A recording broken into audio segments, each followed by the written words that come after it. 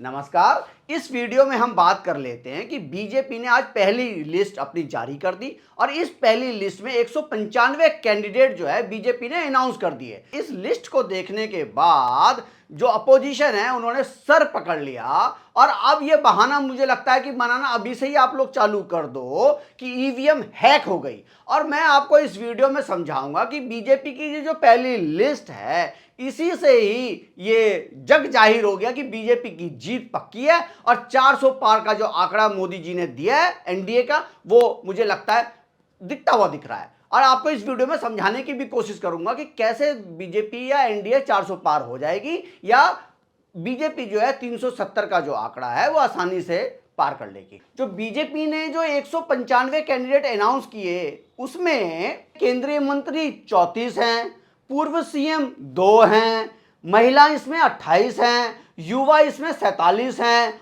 OBC 57 हैं, SC 27 हैं और एसटी 28 हैं।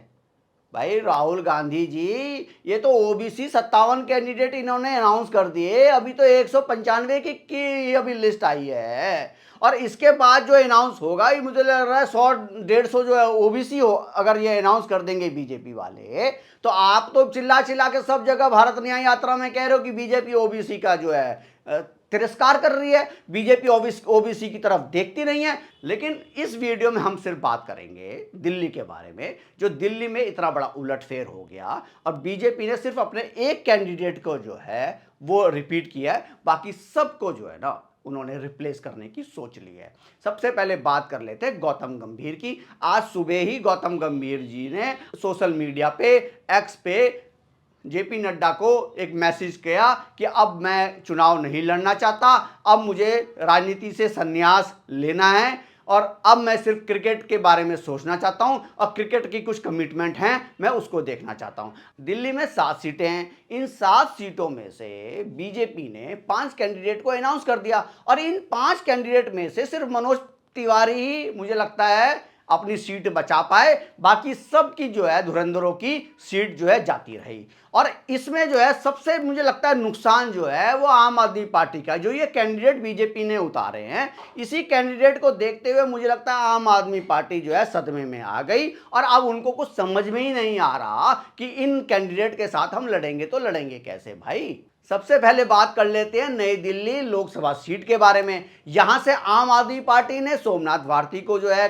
कैंडिडेट बनाया है और उनका मुकाबला होगा सुषमा स्वराज की बेटी बांसुरी स्वराज से। सुषमा स्वराज की बेटी बांसुरी स्वराज का अनाउंसमेंट होते ही सोमनाथ भारती के होश उड़ गए।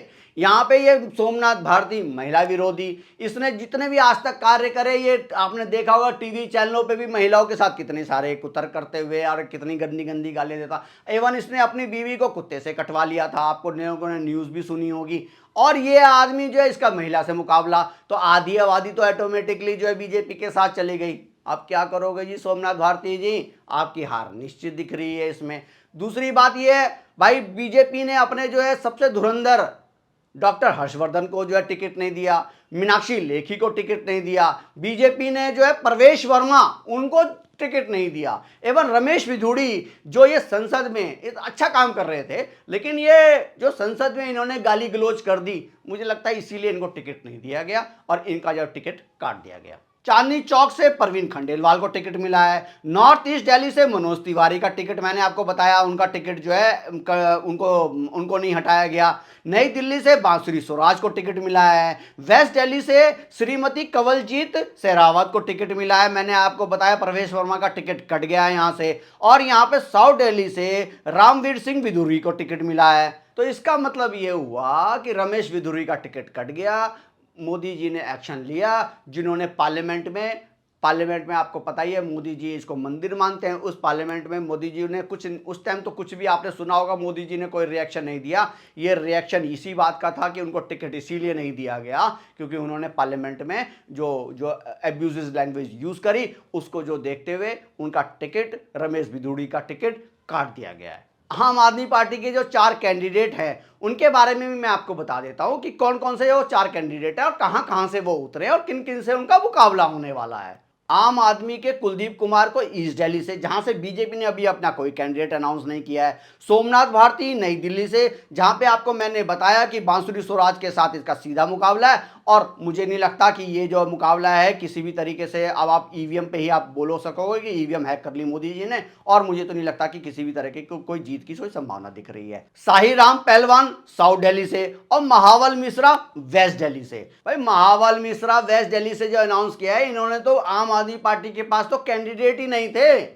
कहते हैं हम दिल्ली में इतना अच्छा काम किया और यहां पे तो इनके पास कैंडिडेट ही नहीं है। ये महावल मिश्रा तो कांग्रेसी था, इस कांग्रेसी को उठा के जो आम आदमी पार्टी ने जो है कैंडिडेट बना दिया। ये जीतेंगे तो जीतेंगे कैसे भाई? अब तो आप लोग मान जाओ, ईवीएम हैक करने का बहाना ढूंढ लो और ईवीएम के बारे में बोल लो। दिल्ली में एक तरफा मुकाबला होना है, आम आदमी पार्टी और कांग्रेस के बीच में गठबंधन है, उनका सीधा मुकाबला बीजेपी से है। लेकिन मैं इस नतीजे पे पहुंचा हूं, मेरा मानना यह है कि जो केजरीवाल का जो भ्रष्टाचार का आरोप लगा है, ये आदमी आया ही यही था कि भ्रष्टाचार खत्म कर देंगे। लेकिन दिल्ली में जिस तरह से भ्रष्टाचार बढ़ा हुआ है और जिस तरह से ये ईडी के समन को बार बार जो है ये मना कर रहा है, इससे मुझे लगता है कि लोगों में रोष है। और ये जो आम आदमी पार्टी के 2-3-10-15% जो वोटर्स थे लास्ट टाइम जो इन्होंने वोट किए थे, 14% 15% जो वोट आए थे लोकसभा में 2019 में, ये मुझे लगता है ज़्यादातर जो है बीजेपी में शिफ्ट हो जाएंगे, क्योंकि मोदी लहर के सामने और मुझे नहीं लगता कि आम आदमी पार्टी की कोई वजूद है। कांग्रेस का तो वजूद ऑलरेडी खत्म हो चुका है दिल्ली में।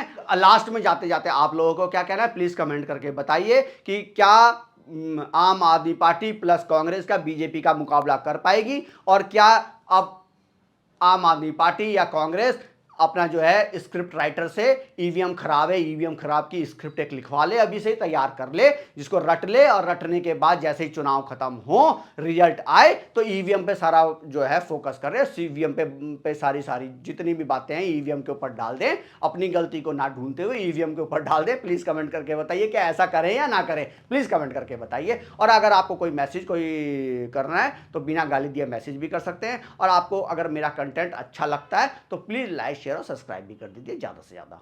धन्यवाद।